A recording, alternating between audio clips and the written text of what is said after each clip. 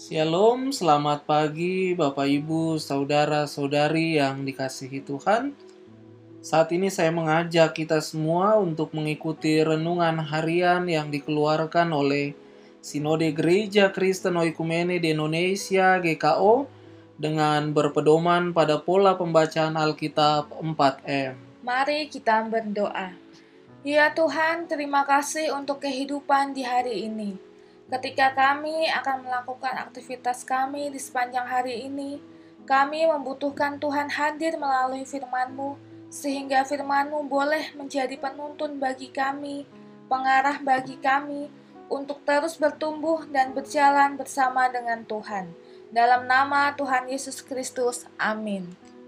Bapak Ibu, saudara-saudari yang terkasih, untuk merenungkan firman ini, saya Pendeta Arthur Patinama bersama istri Ibu Vera secara bergantian mengajak kita semua untuk menerima, merenungkan, melakukan, dan membagikan firman Tuhan dari Mazmur 22 ayat 28 dengan tema metanoia.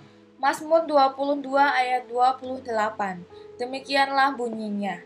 Segala ujung bumi akan mengingatnya dan berbalik kepada Tuhan, dan segala kaum dari bangsa-bangsa akan sujud menyembah di hadapannya. Pertanyaannya, tindakan korporat apa yang ditujukan manusia dalam ayat ini kepada Allah? Pemazmur meyakini bahwa kelak semua orang akan berbalik memuji dan menyembah Allahnya. Ya, pada bagian Mazmur ini merupakan Mazmur pujian yang dikumandangkan seolah masalah sudah selesai. Pemazmur kembali merasakan penyertaan Allah. Namun, jika kita perhatikan pada bagian pertama Mazmur pembacaan kita, Mazmur 22 ayat 2-3, pemazmur meratap dan berteriak kepada Tuhan yang seolah-olah meninggalkannya. Allahku, Allahku, mengapa engkau meninggalkan aku? Dan ternyata ratapan yang sama juga diajukan oleh Yesus di atas kayu salib. Eloi, Eloi, lama sabatani. Allahku, Allahku, mengapa engkau meninggalkan aku? Dan seringkali perasaan serupa juga menghinggapi kita saat berada dalam penderitaan. Saudara yang dikasihi Tuhan, kita melihat perubahan perasaan dari mengeluh menjadi keyakinan, perubahan pikiran, perubahan pola pikir dan cara hidup, perubahan sikap hidup inilah yang disebut pertobatan atau metanoia. Pemazmur meyakini bahwa Tuhan tidak pernah terlambat dan tidak terlalu cepat dalam menolong kita. Pertolongan Tuhan selalu tepat pada waktunya. Dan hal ini yang membuat pemazmur menyatakan tekadnya untuk memegahkan nama Allah di tengah-tengah umatnya. Ia pun mengajak semua orang untuk memuji Tuhan dalam ayat 24. Bahkan ia meyakini bahwa kelak semua orang akan berbalik memuji dan menyembah Allahnya.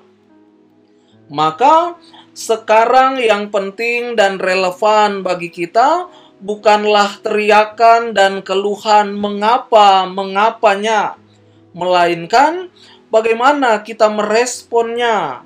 Apakah kita membiarkan penderitaan itu mematahkan semangat kita dan memadamkan seluruh vitalitas hidup kita? Atau walau amat terbatas dan lemah, kita masih dapat menjadikan hidup kita tetap bermakna? Saya selalu terharu melihat seorang bocah kecil yang walau tak dapat lagi menggunakan tangannya untuk melukis, tetapi ia tidak menyerah, ia terus berjuang. Ia memakai mulutnya untuk melukis. Bapak, Ibu, Saudara yang dikasihi Tuhan, ketika Allah menciptakan manusia, tujuan hidup manusia bukanlah untuk bernikmat-nikmat. Bahkan sebelum dosa hadir pun, Dunia tidak dirancang sebagai Disney World atau dunia fantasi, tetapi dunia di mana Allah menitipkan tanggung jawab yang luar biasa besar kepada manusia, menjaga serta memelihara ketertiban semesta. Tuhan tidak merancang dunia yang membuat manusia menjadi rapuh dan lembek. Walau mungkin dunia seperti itulah yang kita idam-idamkan, tetapi Tuhan ingin kita menjadi manusia yang kuat dan tangguh. Oleh karena itu, menurut pemazmur dan bagi kita anak-anak Tuhan, selalu ada alasan yang lebih kuat untuk senantiasa hidup berpengharapan. Ada alasan yang lebih meyakinkan untuk tetap bersyukur dan tidak mudah takluk pada musibah di tengah jalan. Bukan karena kita tidak mengalami hal yang lebih buruk, tetapi karena kita yakin bahwa Allah tidak pernah meninggalkan umatnya dalam situasi sesulit apapun. Sebab kita yakin bahwa hidup kita bukan berada di tangan nasib yang tanpa tujuan, tetapi berada di tangan Tuhan yang maha baik, maha bijaksana, dan terutama maha pengasih, yang selalu merencanakan yang terbaik bagi hidup kita. Teriakan Eloi, Eloi lama sabatani adalah ucapan Yesus yang keempat di atas kayu salib.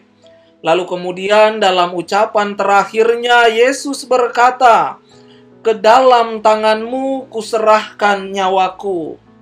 Dan saat ini izinkan saya mengajak kita semua untuk mengatakan seperti yang Tuhan Yesus katakan di atas kayu salib pada kalimat terakhirnya. "Ya Allah, ke dalam tanganmu kuserahkan hidupku." Kiranya Tuhan Yesus, pemilik kehidupan, senantiasa menyertai kita semua. Mari kita berdoa. Tuhan, terima kasih untuk kebenaran sabda-Mu di pagi ini. Kami menyadari bahwa ketika kami menjauh dari Tuhan, hanya akan membuat kami semakin terpuruk dan frustasi. Karena itu saat ini kami datang dan meletakkan hidup kami sepenuhnya dalam tangan Tuhan yang penuh dengan kuasa. Kami percaya bahwa di dalam badai Tuhan pasti bertindak. Dalam nama Tuhan Yesus, Sang Nafas Hidup, kami menyerahkan kehidupan kami di sepanjang hari ini. Amin. Selamat pagi. Selamat menjalankan aktivitas dan selamat menikmati waktu yang indah bersama dengan keluarga terkasih. Tuhan Yesus menyertai kita semua.